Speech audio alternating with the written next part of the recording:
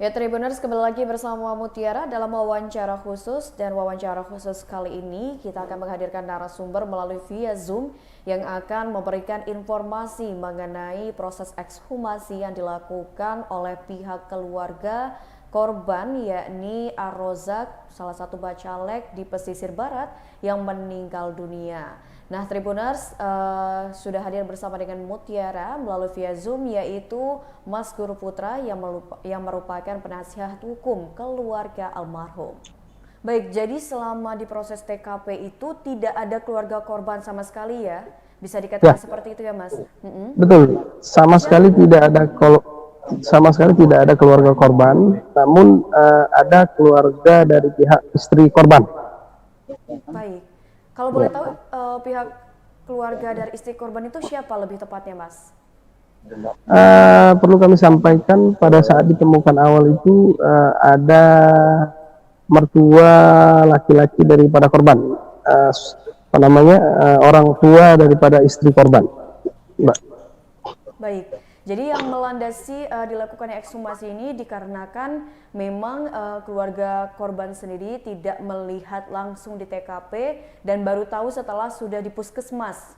Betul, Seperti itu ya, Mas betul, ya. Nah, betul, betul. oke. Lalu juga kan ini menurut informasi yang beredar bahwasannya ternyata di tubuh korban ditemukan beberapa luka lebam. Benar seperti itu, Mas Guru? Betul. Perlu kami luruskan terlebih dahulu, rekan-rekan media. Uh, Tujuan daripada keluarga korban mengajukan permohonan ekshumasi melalui rumah sakit Polri yang diajukan oleh teman-teman penyidik adalah untuk mencari penyebab pasti daripada kematian korban. Karena uh, isu yang beredar pada saat ini korban ini meninggal diduga karena gantung diri. Namun keluarga korban menemukan ada beberapa kejanggalan yang tidak ditemukan adanya faktor-faktor atau unsur yang terdapat ketika seorang meninggal karena gantung diri gitu. Baik. Bisa disampaikan tidak, Mas, terkait dengan kejanggalan-kejanggalan apa saja yang dilihat oleh keluarga korban hingga akhirnya keluarga korban memutuskan untuk melakukan ekshumasi yang dilakukan pada hari ini? Ya, di antaranya kejanggalan-kejanggalan yang ditemukan oleh keluarga korban ada diduga luka lecet di bagian leher yang setengah melingkar bentuknya, setengah melingkar leher, kemudian di bawah dagu sebelah kanan diduga adanya luka diduga akibat terkena benda benda tajam tapi tidak terbuka tidak terbuka tidak tidak tidak terbuka lukanya gitu. Baik. Kemudian di bagian punggung belakang korban ini terdapat luka memar luka lebam yang apabila ditekan dengan jari warna tersebut menghilang. Baik. Lalu setelah proses ekshumasi ini dilakukan, berapa hari hasilnya akan keluar, Mas Guru?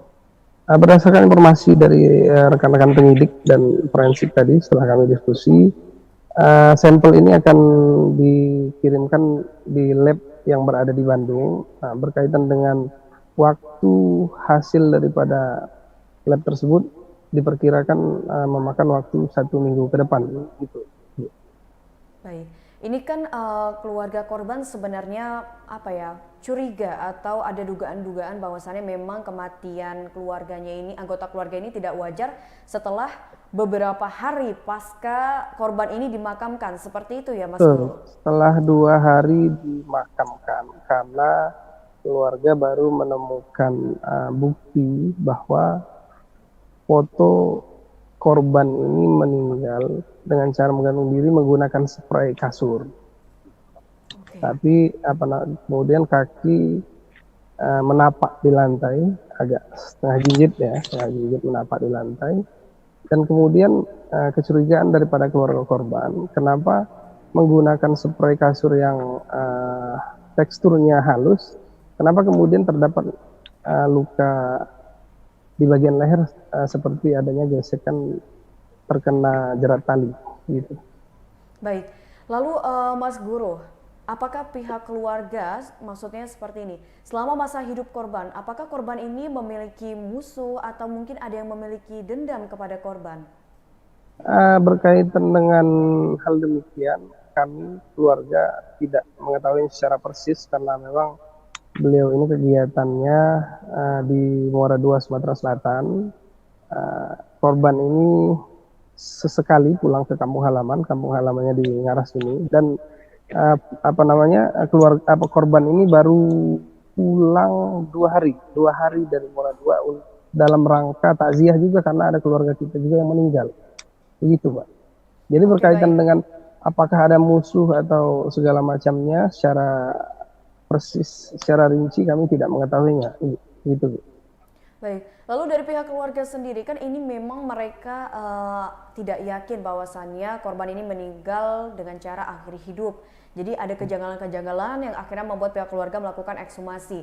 Lalu apakah pihak keluarga sejauh ini sudah mencurigai pihak-pihak tertentu mungkin yang dicurigai menjadi penyebab kematian dari almarhum Ar-Rozak ini, Pak? Oke, perlu diluruskan, Mbak. Keluarga korban sejauh ini tidak dalam rangka menyudutkan pihak manapun. Baik. Karena yang menjadi concern daripada keluarga adalah membuat laporan kepolisian ini tidak menduga siapapun, karena ini hanya dalam konteks untuk dapat dilakukannya ekshumasi ini, maka kami membuat laporan kepolisian di Polsek Mengkunat. Begitu, Ibu. Baik. Selama proses ekshumasi dilakukan, apakah pihak keluarga terus mendampingi dan berada di pinggir dekat jenazah, juga melihat proses itu berlangsung atau seperti apa, Mas Guru? Baik, untuk keluarga sejak proses prarekonstruksi di tanggal 21 Juli yang lalu, minggu lalu, keluarga telah melakukan proses di tempat pemakaman, kemudian termasuk juga ditunggu oleh keluarga korban 1 kali 24 jam dengan cara bergantian. Oke, baik. Terima kasih banyak Mas Guru atas informasinya dan selamat bertugas kembali. Sampai jumpa di lain waktu, Mas Guru. Sama-sama, terima kasih. Ya, Tribuners, tadi kita sudah mendengarkan keterangan langsung dari penasihat hukum keluarga korban atau keluarga almarhum Ar-Rozak, yakni Guru Putra, di mana menjelaskan bahwasannya yang menjadi atensi utama dari pihak keluarga melakukan ekshumasi ini adalah untuk mengetahui sebenarnya apa yang menjadi penyebab Ar-Rozak ini meninggal dunia.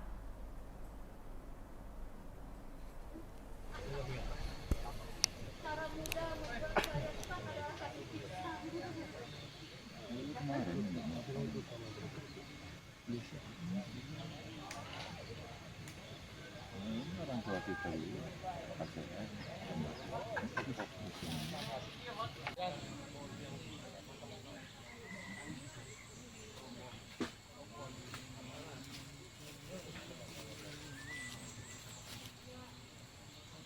duduk situ yuk, nggak bisa udah gitu, kalau gitu nggak lagi, ini kan tim dokter.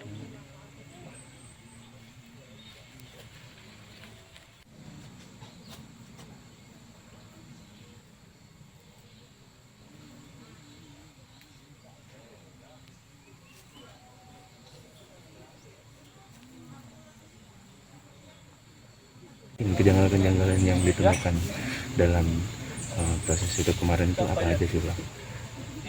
Kejanggalan-kejanggalan yang ditemukan oleh keluarga.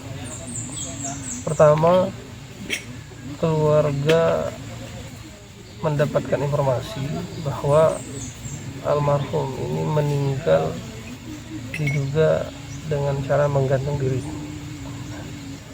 Kemudian setelah dimakamkan, keluarga baru menyadari bahwa pada saat dimandikan ditemukan adanya luka lecet yang setengah melingkar di leher, yang diduga ini adalah luka bekas jerat. Kemudian di bagian setengah dagu, di bagian bawah dagu kanan. Ini didapati oleh keluarga sebuah luka sayat, namun tidak buka, mungkin kena benda tumpul atau segala macamnya, karena ini tidak buka, tapi nampak ada bekas luka sayat yang tidak buka, semacam berwarna hitam-hitaman dari bagian itu. Kemudian di bagian punggung belakang terdapat melingkar setengah bagian punggung, luka lebam. Baiklah Tribuners, itu tadi wawancara khusus Mutiara bersama dengan penasihat hukum keluarga almarhum Ar-Rozak, yakni Mas Guru Putra, di mana kita sudah mendengarkan informasi mengenai tujuan utama pihak keluarga melakukan ekshumasi kepada jenazah korban, yakni untuk mengetahui apa sebenarnya yang menjadi penyebab meninggalnya korban Ar-Rozak.